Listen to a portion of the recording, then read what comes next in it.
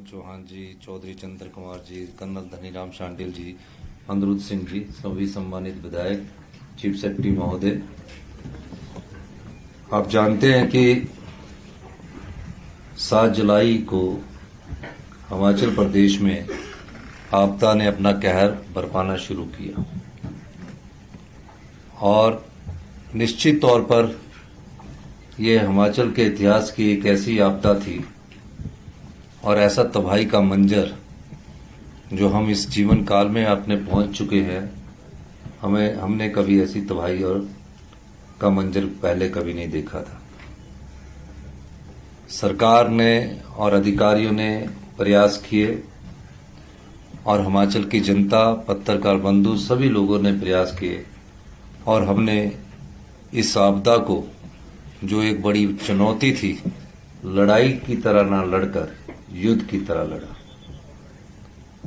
अभी हम एक आपदा से उबर भी नहीं पाए थे कि 13 अगस्त को एक और आपदा हिमाचल प्रदेश पर आई। सब लोगों ने साथ दिया और सब लोगों ने साथ देने के बावजूद हिमाचल के जनता, हिमाचल के बच्चे, हिमाचल के युवा, जो भी जिसका क्षमता बनती थी, उसने भरपूर योगदान इस आपदा में हमें दिया। विधानसभा 70 में हमारे विधायक दल ने फैसला किया कि हम केंद्र सरकार से एक मांग करें कि हम इसे राष्ट्रीय आपदा घोषित करवाएं और स्पेशल पैकेज रिलीफ का हमें मिले। तकरीबन 3 दिन तक बहस चली, सब लोगों ने अपने पक्ष रखे और सब लोगों के अपने पक्ष रखने के बावजूद जब वक्त आया कि इस प्रस्ताव पर हमें कम से कम सहमति बनानी चाहिए, भारतीय जनता पार्टी ने हिमाचल की जनता के साथ ना खड़ा होकर हिमाचल की जनता को धोखा दिया। महज प्रस्ताव भावनाएं प्रकट करने का था। प्रस्ताव से कोई special relief package Himachal Pradesh को मिलना ना मिलना वो भारत सरकार पर निर्भर करता था। लेकिन राजनीति के लिए राजनीति करना अच्छा नहीं होता। मैं धन्यवाद करना चाहूंगा विश्व बैंक के इंडिया के अध्यक्ष का, नीति आयोग के उपाध्यक्ष का और पूर्व मुख्यमंत्री शांता कुमार जी का भी मैं धन्यवाद करना चाहूंगा, जो आपदा के समय हिमाचल सरकार का हौसला अफजाई करते रहे और हर बात को समर्थन करते रहे और योगदान भी करते रहे। सवाल ये पैदा हुआ कि हम लोग राजनीति में हैं, तो जब प्रदेश की जनता और आपदा प्रभावित परिवारों के साथ खड़े होने की बात आई, जनता खड़ी हुई, बच्चे खड़े हुए, युवा खड़े हुए, लेकिन भारतीय जनता पार्टी को ऐसी क्या चीज आन पड़ गई थी कि वो इस प्रस्ताव का समर्थन ना करके मूक बनकर देखते रहे। मैं इस राजनीतिक बात को इसलिए कहना चाहता हूं कि महज राजनीति के लिए नहीं होती है। चुनाव जब होंगे तो उसमें मुद्दे कुछ और होते हैं, लेकिन इस दृष्टिकोण से मैं उन लोगों का धन्यवाद करना चाहता हूं कि जहां भारतीय जनता पार्टी इस प्रस्ताव के समर्थन में नहीं खड़ी हुई है, उन प्यारे बच्चों का जिन्होंने अपने गुल्लक तोड़कर इस आपदा में 5 साल 10 साल की कमाई गुल्लक में जितने पैसे उसके माँ बाप देते थे, एक हमारी प्रथा है, परंपरा है, उस गुल्लक में डालकर हिमाचल की आपदा राहत कोष में दान की। उन युवा साथियों का और कई छात्र संगठन में आए, एबीपी के छात्र संगठन के लोग भी आए जिन्होंने हमें इस पर योगदान दिया। कई प्रकार के लोग इसमें आए, कई हमारे पेंशन भोगी लोग आए जिन्होंने इसमें योगदान दिया और जो भी बनता था सब लोगों ने इसमें महत्वपूर्ण योगदान दिया और आज हम ये योगदान 200 करोड़ रुपया पार कर चुके हैं। ये इस बात का प्रतीक है कि हिमाचल की जनता तो संवेदनशील है, लेकिन भारतीय जनता पार्टी राजनीति की इसके लिए संवेदनशील नहीं थी। मेरा देश के प्रधानमंत्री जी से भी मुलाकात हुई है, गृह मंत्री जी से भी मुलाकात हुई है, जगत प्रकाश नड्डा जी से भी मुलाकात हुई है। सबने समय समय पर हमें सहायता का आश्वासन दिया, लेकिन राज्य की इस इकाई के इस व्यवहार से पूरा हिमाचल प्रदेश हतप्रद रह गया है कि ऐसा उन्होंने क्यों किया। लेकिन हमने प्रयास किया और आज ही 200 करोड़ 54 लाख रुपया हिमाचल सरकार के आपदा राहत कोष में आ चुका है। इस मौके पर हमने देखा, मैंने खुद व्यक्तिगत तौर पर जाकर देखा, कई प्रकार की समस्याएं थी और कई प्रकार की समस्याओं से जूझना था। हमारा डिजास्टर मैनेजमेंट जो है वो 24 घंटे इसमें काम करता रहा और पहली बार ऐसा लगा कि अगर किसी को, एक व्यक्ति को बचाने के लिए अगर हेलीकॉप्टर की भी जरूरत होगी तो हम हेलीकॉप्टर उपलब्ध करवाएंगे। और सिराज से हमने जो लोगों को जरूरत थी वो पहुंचाया और हेलीकॉप्टर के माध्यम से जो प्रेग्नेंट महिलाएं थी उनको भी वहां पहुंचाया। वो पूर्व मुख्यमंत्री का विधानसभा क्षेत्र और कोई ऐसा व्यक्ति नहीं था जिसको हमने बचाने की कोशिश नहीं की। फिर भी इस आपदा में हमने 498 लोगों की जान खोई है। हम सब लोग उनके प्रति अपना भगवान से प्रार्थना करते हैं कि भगवान उनकी आत्मा को शांति दे।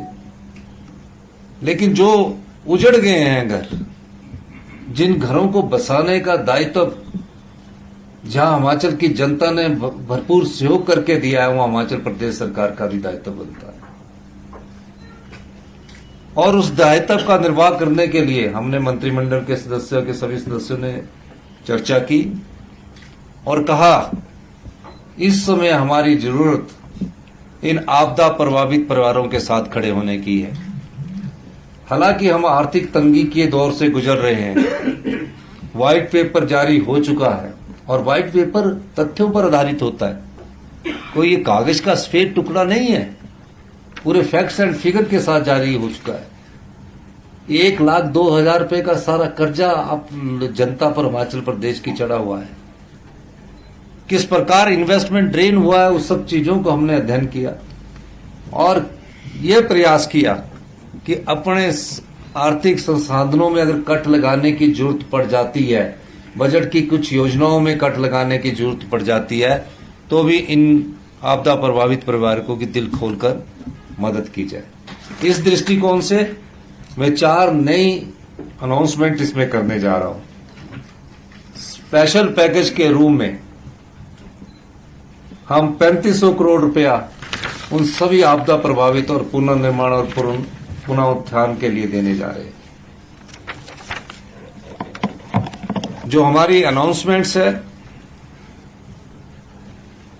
आप जानते हैं कि हमारे 3500 के करीब घर पूरी तरह नष्ट हो चुके हैं।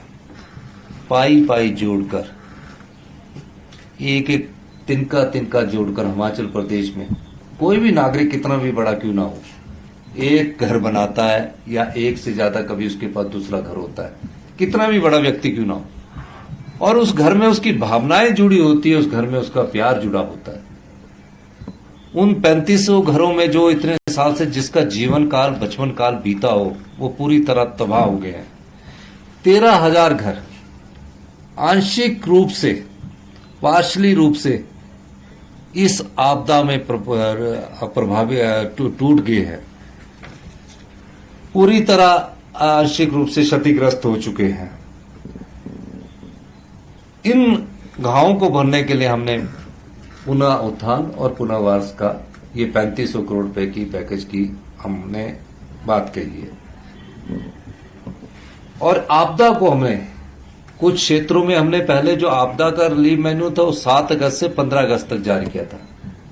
जब से हमने इसको राज्य आपदा घोषित, हिमाचल प्रदेश घोषित किया है, तब से इस जो हमारा स्पेशल रिलीफ पैकेज है, इसकी समय अवधि 7 अगस्त से बढ़ाकर 30 सितंबर तक कर दी गई है। 7 जुलाई से बढ़ाकर 30 सितंबर तक कर दी गई है। आपदा से प्रभावित भूमिहीन हुए लोगों को वर्तमान में लागू 2/3 बिस्वा योजना के तहत घर बनाने के लिए 2 बिस्वा शहरी क्षेत्र में और 3 बिस्वा भूमि ग्रामीण क्षेत्र में प्रदान की जाएगी।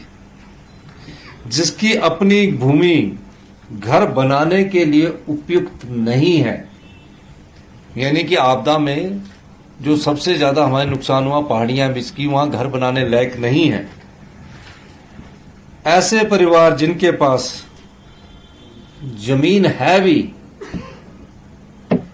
को भी विशेष पैकेज के तहत पात्र माना जाएगा एवं इस पर आय की सीमा नहीं रखी गई है।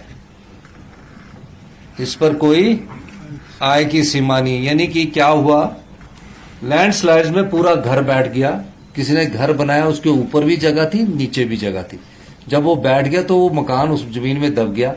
उस जमीन में एग्रीकल्चर तो हो सकती है, किसी के पास 10 बीघा 5 बीघा 2.5 बीघा 3 बीघा हो सकती है, लेकिन वो रहने लायक जगह नहीं है।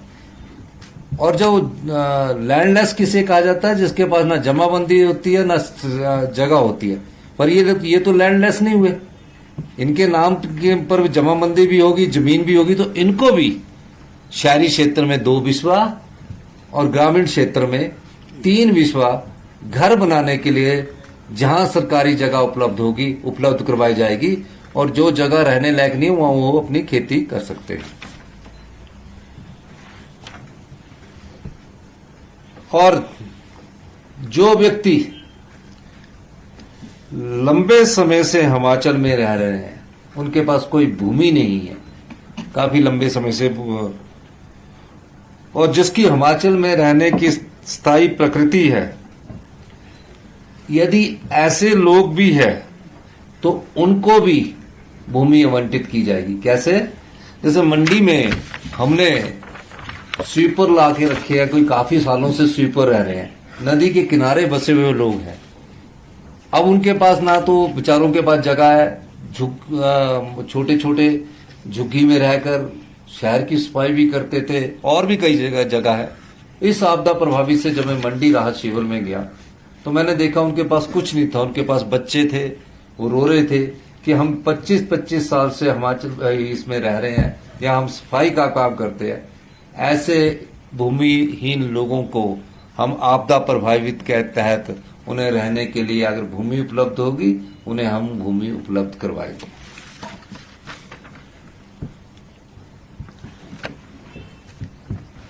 और भी कोई लोग, ये तो हुआ है, और भी कोई लोग ऐसा रह रहा होगा जिसको वो लैंड नहीं होगी, इसके नाम पर किराए पर रह रहा होगा, उसको भी इस आपदा के कारण जो भी प्रभावित परिवार होगा उसको भी भूमि उपलब्ध करवाएगी।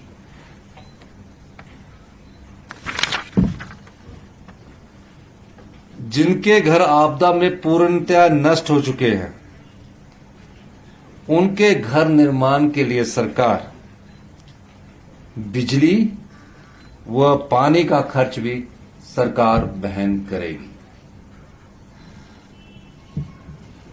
और जब वो घर बनाने लगेगा तो उसको सरकारी खर्चे पर पानी का नलका भी लगाया जाएगा, पानी का और बिजली का खर्चा भी लगाया जाएगा, और उसको सरकारी रेट के हिसाब से सीमेंट उपलब्ध करवाया जाएगा। आज की डेट में सरकारी रेट के साथ, यानी कि 280 रुपये प्रति किलो बोरी के हिसाब से उसको सीमेंट भी उपलब्ध करवाया जाएगा। सीमेंट की बोरी देश में प्राकृतिक आपदा के कारण जो बच्चों की पढ़ाई पर असर पड़ा है, जो शिक्षा संस्थान हमने आपदा के कारण बंद किए हैं, और कुछ बच्चे जिनके घरों और जमीनों के नुकसान के कारण स्कूल नहीं जा पाए हैं, सभी शिक्षा संस्थान जितने दिन बंद रहे हैं उतने दिन बच्चों को अतिरिक्त शिक्षा के माध्यम से पढ़ाई करवाई जाएगी। इसमें बच्चों की पढ़ाई में आय व्यवधान से क्षति को पूरा किया जाएगा।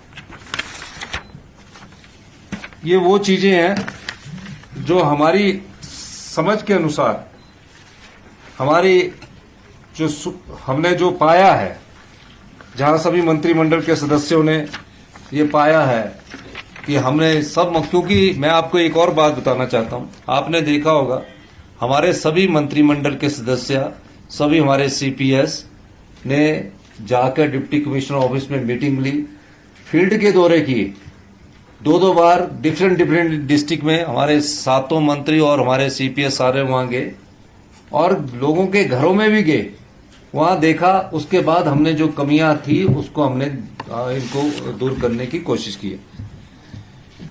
अब जो हम उनको सुविधा देने जा रहे हैं, जो केंद्र सरकार का रिलीफ मैनुअल है या राज्य सरकार का रिलीफ मैनुअल है, हमने उसमें पूरी तरह परिवर्तन कर दिया स्पेशल रिलीफ पैकेज के तहत। जब शॉप और ढाबा किसी का बह जाता था, नुकसान हो जाता था, तो सरकार, हिमाचल प्रदेश सरकार के रिलीफ मैनुअल में भी और केंद्र सरकार के रिलीफ मैनुअल में भी 25,000 रुपया उसको मिलता था। हमने इस 25,000 रुपये को बढ़ाकर जितने भी लोग हैं जिनके ढाबे गए हैं, ढारे गए हैं, 4 गुना बढ़ाकर 1 लाख रुपया कर दिया गया। 3,500 जो घर हमारे टूटे हैं, जिनको हम बिजली, पानी, सीमेंट सस्ता उपलब्ध करवा रहे हैं, उसको केंद्र सरकार के रिलीफ मैनुअल में भी और हिमाचल प्रदेश सरकार के रिलीफ मैनुअल में भी 1,30,000 रुपया मिलता था। हमने जितने भी, चाहे वो कच्चा मकान है, पक्का मकान है, हम चाहते हैं कि कोई गरीब आदमी अगर कच्चा मकान उसका बह गया तो वो पक्का मकान बनाकर रहे, उसी झोपड़ी में ना रखा जाए। हमने उसमें 1,30,000 रुपया मिलता था, हमने उसको बढ़ाकर 7 लाख रुपया प्रति घर कर दिया है। क्योंकि कईयों के बेचारों के कच्चे घर होते हैं गांव में, और मेरा मानना है कि ये अगर 7 लाख फ्री नलका, फ्री पानी और फ्री सीमेंट लगा दीजिए, तो टोटल 10 लाख रुपए तक का पड़ जाएगा। ये सरकार उपलब्ध करवाई। अब पक्का घर कहीं गिर गया है, किसी का पक्का घर का लैंडस्लाइड्स हो गया, कहीं घर गिर गया, ये 5.5 टाइम्स ज्यादा दिया गया है। 1,30,000 से 5.5 लाख ज्यादा किए गए। पक्का हाउस जो पार्शली गिर जाता था, जिसमें सिर्फ केंद्र सरकार और हमारे हिमाचल की सरकार इस आपदा से पहले 6500 रुपया देती थी, सिर्फ 6500 रुपया देती थी। उसको पक्का हाउस जो पार्शली डैमेज हुआ, यानी कि किसी की दीवार गिर गई, किसी का कुछ गिर गया, हमने उसको 15.5 गुना बढ़ाकर, 6,500 से 15.5 गुना बढ़ाकर 1 लाख रुपया कर दिया है। ये सब 7 जुलाई से लेकर 30 सितंबर तक की आपदा के लिए स्पेशल रिलीफ पैकेज है। कच्चा हाउस जो केंद्र सरकार के, जो आज भी रिलीफ मैनुअल है, और जो प्रदेश का रिलीफ मैनुअल है, उसमें 4,000 रुपया मिलता था। हमने इसको बढ़ाकर 25 गुना बढ़ाया है कि कोई भी कच्चा हाउस होगा, डैमेज हो गया होगा, उसको 25 गुना बढ़ाकर हमने 1 लाख रुपया कर दिया है। 4,000 से 1 लाख रुपया। काऊ शेड, क्योंकि 90% हिमाचल की जनता ग्रामीण इलाकों में निवास करती है। अब जब गांव में हम रहते हैं, एक गाय या एक पशु कोई ना कोई पालता है, चाहे भेड़ बकरी पालता है। अभी भी लोगों का ये ट्रेंड है कि भेड़ बकरी पालते हैं, कुछ जगह बदलाव आया है, लेकिन अभी भी ट्रेंड है। उसमें काऊ शेड में केंद्र सरकार और राज्य सरकार के रिलीफ मैनुअल में 3,000 रुपये मिलते थे, सिर्फ 3,000। हमने उसको भी 17 टाइम्स बढ़ाकर, 16.7 टाइम्स बढ़ाकर 50,000 रुपया कर दिया है। गाय या भैंस की मृत्यु होने पर हमने उसको बढ़ाकर 37,000 रुपया मिलता था, जिसको हमने बढ़ाकर 55,000 रुपया कर दिया है। जो घोड़ा हो गया या डोंकी हो गया, उसको 34,000 रुपया मिलता था, उसको भी हमने 1.5 गुना बढ़ाकर 55,000 रुपया कर दिया। गॉड, शिप वगैरह को, सबको काफ, पौनी 20,000 रुपया मिलता था खच्चर वगैरह का, 55,000 रुपया 20,000 से बढ़कर हमने 55,000 कर दिया। भेड़ बकरी वाले, इस बार भेड़ बकरी वालों का भी काफी नुकसान हुआ। कई क्षेत्र तो ऐसे थे, क्योंकि मैंने भी उसको एरियल सर्वे में देखा कि एक जगह हम जब लोसर जा रहे थे तो मनाली के आगे काफी भेड़े और गडरिये वहां फंसे थे। भेड़ों की तो मृत्यु हो गई, लेकिन हमने उन गडरियों को निकाल लिया। उनका भेड़ पालन उनका मुख्य व्यवसाय है। हमने देखा कि वो हमारे पास चीख बोल रहे थे, तो हमने उसको भी बढ़ाकर 4,000 से बढ़ाकर 6,500 रुपये कर दिया, 1.5 गुना कर दिया। इस आपदा में कई जगह तो ज्यादा बारिश के कारण नुकसान हुआ, हॉर्टिकल्चर में, एग्रीकल्चर में। कई जगह डैम का पानी छोड़ने से, पोंग डैम का पानी जैसे छोड़ा तो फतेहपुर और इंदौरा की विधानसभा क्षेत्रों में फसल को बड़ा नुकसान हुआ। हमने पाया कि जो एग्रीकल्चर लैंड में जो किसान है वो एग्रीकल्चर लैंड पर निर्भर करता है, तो हमने उनको क्या देते थे, हम देते थे उन्हें एग्रीकल्चर लैंड का पर हेक्टेयर 3615 रुपए, यानी कि 1 हेक्टेयर में 12.5 बीघे होते हैं। अब हमने इसको बढ़ाकर 10,000 रुपया पर बीघा किया है, यानी कि 36 रुपए से बढ़ाकर हमने इसको पर बीघा किया है 10,000 रुपए। Crop area of damage horticulture land में भी 3615 रुपए देते थे, इसको भी हमने बढ़ाकर 10,000 रुपया पर बीघा किया है।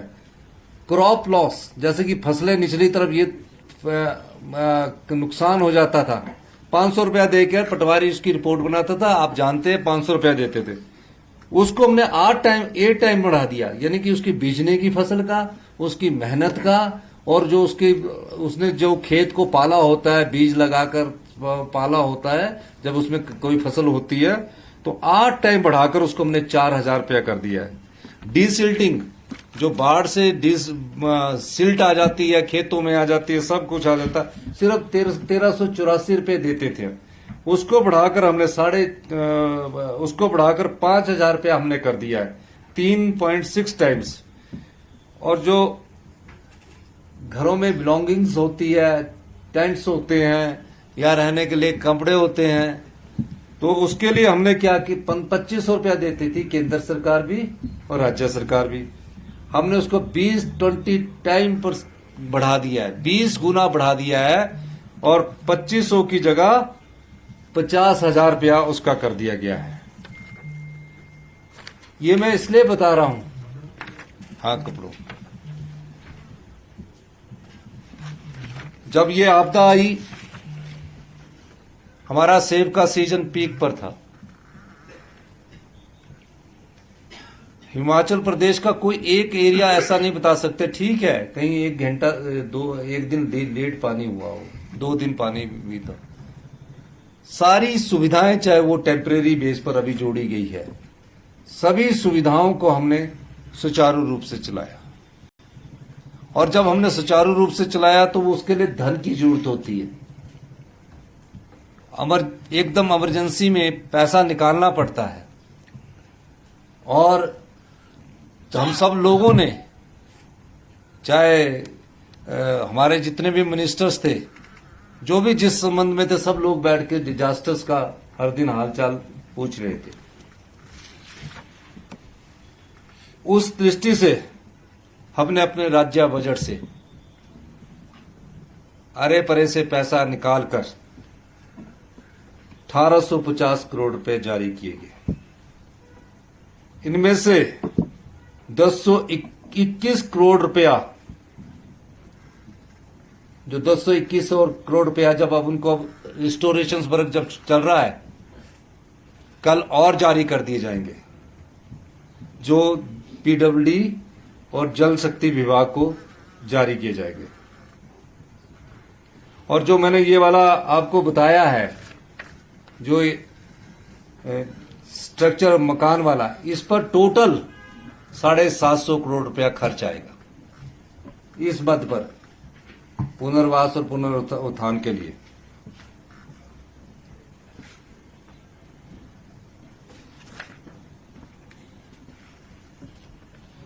और जो एनडीआरएफ और एसडीआरएफ के तहत जो हमने पैसे अभी जारी करने हैं, वो भी हमारे पैसे होते हैं बजट के, वो भी हम 750 करोड़ रुपया और जारी कर रहे हैं।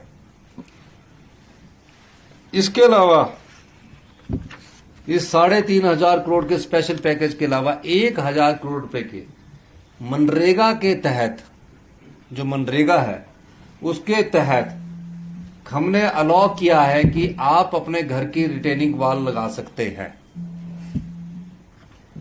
और जो जितने भी विधायक 68 चुनकर आए हैं, जो विधायक क्षेत्र निधि मिलती है, उसमें भी उनको अलाउ कर दिया है कि आप इंडिविजुअल दंगे के लिए पैसे दे सकते हैं। मनरेगा के तहत भी इंडिविजुअल दंगे के लिए और विधायक निधि के तहत भी इंडिविजुअल घर के पैसे दे सकते हैं। मैं ये बात इसलिए कहना चाहता हूं कि समय समय पर आपदा प्रभावित परिवारों को हमारी सरकार ने जो हमारे पास संसाधन थे उससे ज्यादा ही बढ़कर हमने किया।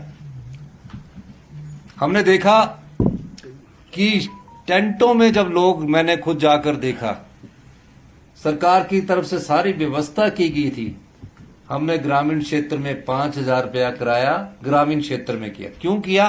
गांव में तो 2,000 का भी मिल जाता, 3,000 का भी मिल जाता है, लेकिन उसने अपनी पशुशाला में, क्योंकि किसी के घर में रहेगा गांव में तो उसको उसके पशु भी होंगे, उस पशुशाला के लिए भी हमने उसको 2,000 रुपए की आर्थिक सहायता 5,000 के रूप में दी है। 10,000 शहर में, 5,000 का शिमला में भी किराया कमरा मिल जाता है, पर हमने कहा कि उसे अच्छी 2 या 3 रूम की सुविधा मिले, तो उस दृष्टिकोण से हमने उसे 10,000 रुपया किराए के रूप में दिया।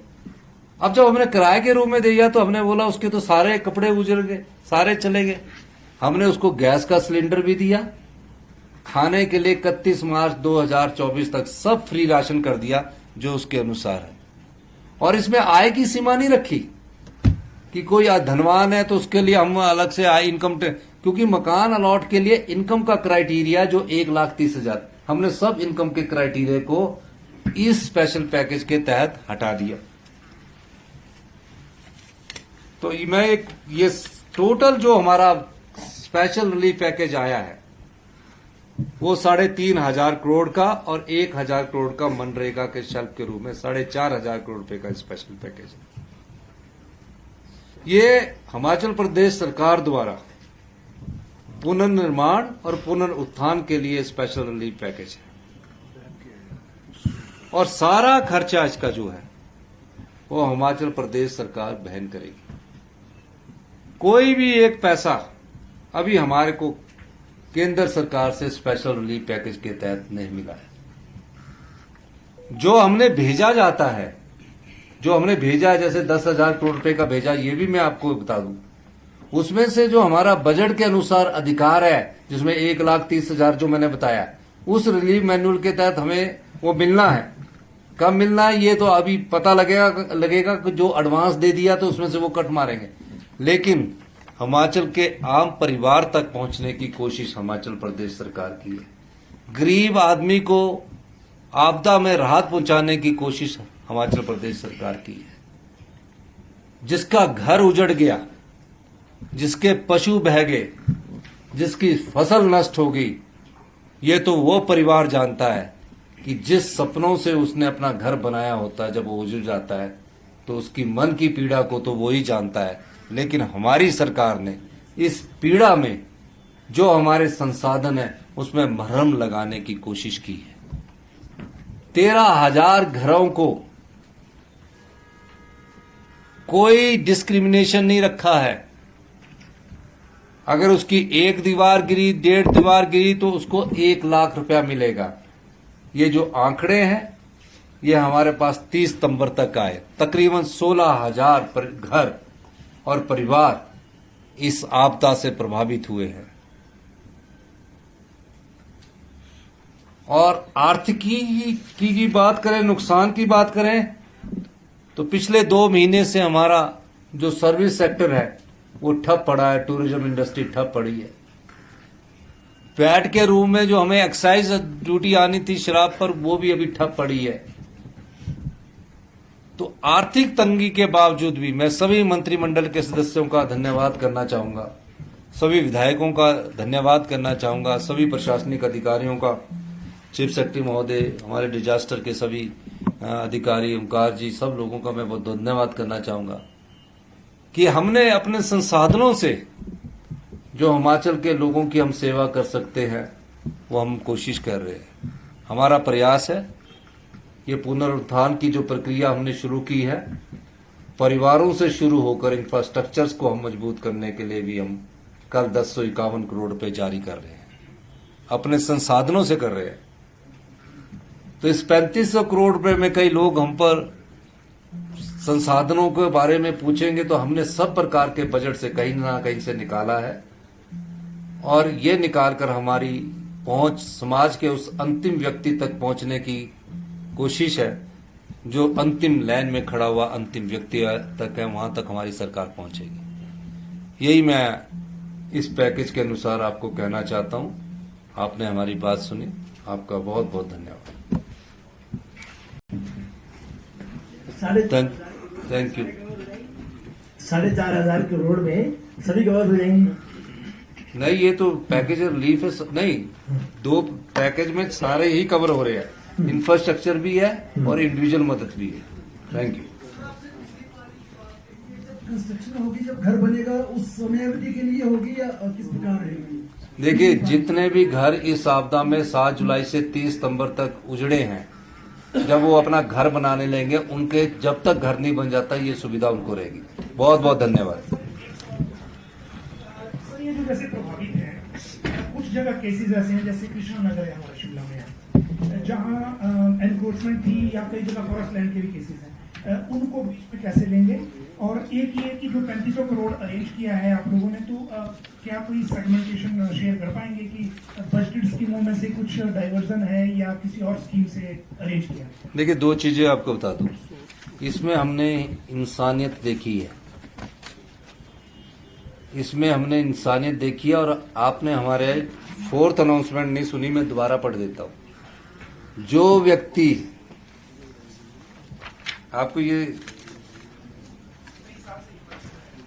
जैसे आपने कृष्णा नगर की बात कही है, वहां कई सालों से लोग रह रहे हैं, उनको भी जमीन उपलब्ध करवाई जाए। नहीं, इसमें सिर्फ आपदा प्रभावित परिवार है। इसमें ये नहीं देखा गया कि हमने ये क्राइटेरिया लगाकर इसको मदद करनी है। इसमें सिर्फ इंसानियत को देखा गया है। जो भी इंसानियत, ह्यूमैनिटी इसमें प्रभावित हुई है, उसको देखा गया है। वो चाहे पंजाब का आदमी है, चाहे कहीं और का आदमी है, सबको हम मदद कर रहे हैं जो इस आपदा प्रभावित में 7 जुलाई से लेकर 30 सितंबर तक प्रभावित है। और जो बजट की आपने बात की है, वो एलोकेशंस हमने करना है, वो हमने अपनी स्कीम्स के अंतर्गत देखा है और सब चीजों से कहां से पैसा लाना इंतजाम करके ही ये घोषणा की है। और सर, एक तरफ सरकार कह रही है कि हिमाचल प्रदेश में आर्थिक संकट है, दूसरी तरफ आप अलग अलग सेक्टर में सहायता राशि को बढ़ा रहे हैं, तो आपको नहीं लगता सर कि भविष्य के लिए हिमाचल प्रदेश की आर्थिकी के लिए भी चुनौती है? नहीं, आपदा में बढ़ाना तो हमारे को पहले उन परिवारों का ख्याल रखना है जिन्होंने अपना सब कुछ उजड़ने के बाद राहत शिविरों में रह रहे हैं। तो हम उसके लिए किसी भी प्रकार के आर्थिक संकट के लिए पहले ही तैयार है, पहले ही मिला हुआ, आगे भी तैयार रहेंगे। लेकिन साथ में मैंने ये भी कहा है कि हम 4 साल में अपनी अर्थव्यवस्था को पटरी पर लाएंगे। धन्यवाद। Thank you. सर, केंद्र सरकार से किसी तरह का आश्वासन मिला है या आने वाले? जब मिलेगा आपको मैं बताऊंगा। धन्यवाद। सबसे पहले आपको बता दें। अभी चायपान की व्यवस्था की गई है, तो छात्र आग्रह है कि अपना स्थान ग्रहण करें। चायपान की व्यवस्था की गई है, तो छात्र आग्रह है अपना स्थान ग्रहण करें। सभी पत्रकार बंधुओं से छात्र आग्रह है कि अल्पाहार चायपान की व्यवस्था की गई है, अपना स्थान ग्रहण करने चाय पी लो, चाय सभी चाय पी लो। हमारे अभिभावकों से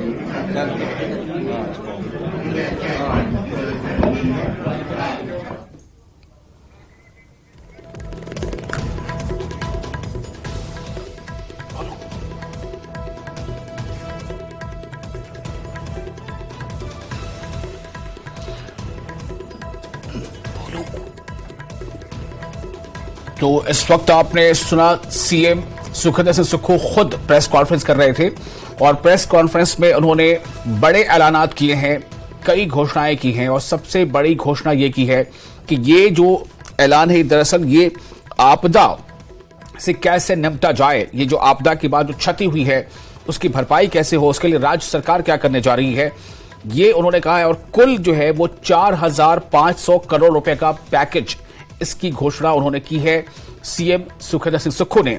और उन्होंने ये भी कहा है कि ये अपने संसाधनों से प्रभावितों की मदद करेगी सरकार। तो बर्बाद घरों को बनाने पर 700 करोड़ रुपए खर्च होंगे, ये है एक जो अहम बातें हैं वो आपके सामने रख रहे हैं। 3,500 करोड़ रुपए का विशेष पैकेज जारी हुआ है और इसमें उन तमाम चीजों को शामिल किया गया है। हर घर को नुकसान के लिए मिलेगा मुआवजा, कोई भी घर चाहे वो कच्चा हो या पक्का, उसको नुकसान के लिए मुआवजा मिलेगा। शहर में घर बनाने के लिए 2 बिस्वा जमीन दी जाएगी और जो ग्रामीण इलाके हैं वहां के लिए भी 3 बिस्वा जमीन दी जाएगी, इसका ऐलान किया गया है। तो कुल मिलाकर सरकार ने इस बात पर बार बार जोर दिया है कि ये राज्य सरकार अपने संसाधन से करेगी। पूरी तरह बर्बाद घरों के लिए 7 लाख रुपए का मुआवजा दिया जाएगा। साथ ही साथ ये बताया गया कि पक्के घर की मरम्मत के लिए 1 लाख रुपए का मुआवजा दिया जाएगा। और उन्होंने जो अहम बात कही है उसमें से एक क्षतिग्रस्त दुकानों के लिए 1 लाख रुपए का मुआवजा होगा, ये भी बहुत खास है। और बार बार इस बात को कहा है कि ये तमाम जो है संसाधन राज्य सरकार अपने से मुहैया कराएगी। बड़े मवेशियों की मौत पर भी 55,000 रुपए मिलेंगे, ये बताया गया है। साथ ही उन्होंने यहां पर एक सीधे तौर पर हिमाचल की जनता की तारीफ करते हुए कहा है कि जनता संवेदनशील, लेकिन बीजेपी ने, यानी कि उन्होंने अपने तौर पर बीजेपी को एक तरह से निशाना साधा और उन्होंने अपने इस प्रेस कॉन्फ्रेंस के दौरान ये कहा कि बीजेपी ने साथ नहीं दिया बल्कि जनता ने साथ दिया, जनता संवेदनशील है। तो ये एक राजनीतिक यहाँ पर एक कह सकते हैं कि एक चीटाकशी है, एक हमला है। लेकिन जो सबसे अहम बात है वो ये है कि आपदा प्रभावितों के लिए बड़ा ऐलान करते हुए क्षतिग्रस्त घरों के लिए बड़ा ऐलान 3,500 की राशि से होगा पुनर्निर्माण। साथ ही यही बताया गया कि 3,500 रुपए की राशि यानी 3,500 करोड़ रुपए की राशि से ही पुनर्निर्माण होगा। घर के लिए शहर में 2 बिस्वा जमीन, ग्रामीण इलाकों में 3 बिस्वा जमीन, इस तरह से कई बातें उन्होंने की हैं। ये तमाम अहम बातें इस वक्त आपके स्क्रीन पर दिखा रहे हैं। कुल जो पैकेज है कुल है वो 4,500 करोड़ रुपए का। और जो अहम बात है, जो खास बात है वो ये है कि अपने संसाधनों से प्रभावितों की मदद करेगी सरकार, ये सीएम ने अपने प्रेस कॉन्फ्रेंस में कहा है। करीब 16,000 परिवार और घर इस आपदा में प्रभावित हुए हैं, ये सीएम ने कहा। ये डेटा सीएम ने इस वक्त प्रेस कॉन्फ्रेंस में दिया। उन्होंने कहा कि करीब 16,000 परिवार और घर इस आपदा में प्रभावित हुए हैं। राज्य सरकार अपने बजट से ये तमाम खर्च जो है वो करेगी। मनरेगा के तहत 1,000 करोड़ रुपए का पैकेज, इसकी भी घोषणा की गई है। और साथ ही साथ घरों के बनाने के लिए 700 करोड़ रुपए खर्च करेगी सरकार। और कई अहम बातें सीएम ने अपने प्रेस कॉन्फ्रेंस में कही हैं।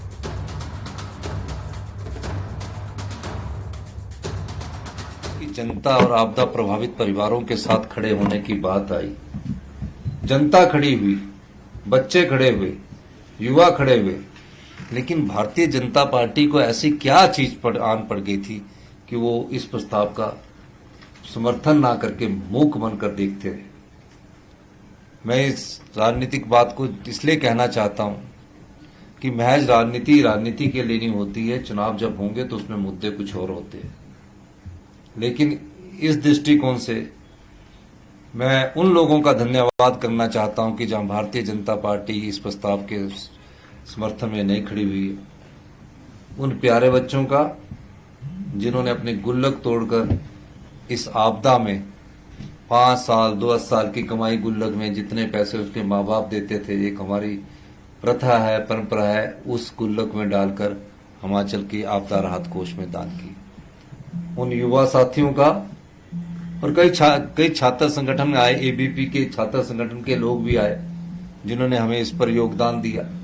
कई प्रकार के लोग इसमें आए, कई हमारे पेंशन भोगी लोग आए जिन्होंने इसमें योगदान दिया, और जो भी बनता था सब लोगों ने इसमें महत्वपूर्ण योगदान दिया।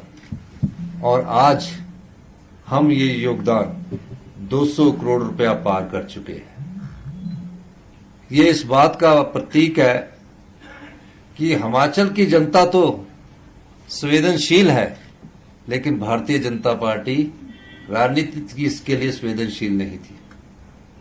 मेरा देश के प्रधानमंत्री जी से भी मुलाकात हुई है, गृह मंत्री जी से भी मुलाकात हुई है, जगत प्रकाश नड्डा जी से भी मुलाकात हुई है। सबने समय समय पर हमें सहायता का आश्वासन दिया, लेकिन